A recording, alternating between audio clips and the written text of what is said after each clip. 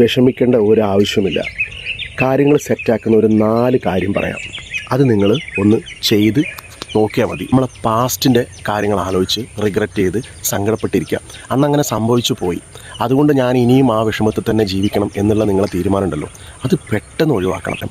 ആ പാസ്റ്റിൽ നിന്ന് നമുക്ക് കിട്ടിയ വിഷമങ്ങളിൽ നിന്ന് നമ്മൾ പഠിച്ച പാഠങ്ങൾ, അത് നമുക്കൊരു മൈൽ സ്റ്റോണാണ്. പുതിയ കാര്യങ്ങൾ ചെയ്യുന്ന സമയത്ത് അത് നമുക്ക്, ആ എക്സ്പീരിയൻസ് നമുക്ക് ഒരുപാട് ഗുണം ചെയ്യും.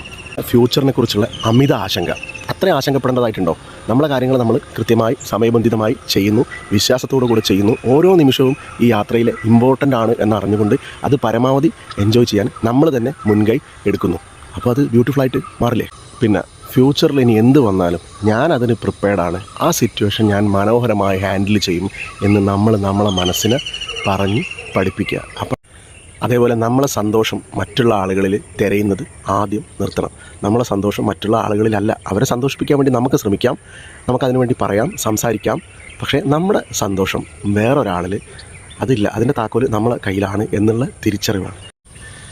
നിങ്ങളോടൊപ്പമുള്ള നിമിഷങ്ങളിൽ നിങ്ങൾ സന്തോഷം കണ്ടെത്താൻ തുടങ്ങിക്കഴിഞ്ഞാൽ, ആ ഒരു പ്രാക്ടീസിൽ നിങ്ങൾ ഒരു മാസ്റ്ററായിട്ട് മാറിക്കഴിഞ്ഞാൽ, ചുറ്റുള്ള നമ്മൾ ഇടപെടുന്ന മറ്റ് ചെറിയ ചെറിയ കാര്യങ്ങളും എല്ലാം, ഡേ ടു ഡേ ലൈഫിലെ എല്ലാ കാര്യങ്ങളും വളരെ ബ്യൂട്ടിഫുള്ളായിട്ട് മാറുന്നത് നിങ്ങൾക്ക് കാണാൻ വേണ്ടിയിട്ട് പറ്റും. നിങ്ങൾ വിചാരിക്കുന്നതിനേക്കാളും എത്രയോ സ്ട്രോങ് ആണ് നിങ്ങൾ, അല്ലെങ്കിൽ എത്രയോ സ്മാർട്ടാണ് നിങ്ങൾ. അതാരും നിങ്ങളോട് പറയില്ല, പക്ഷേ നിങ്ങളത് സ്വയം മനസ്സിലാക്കണം.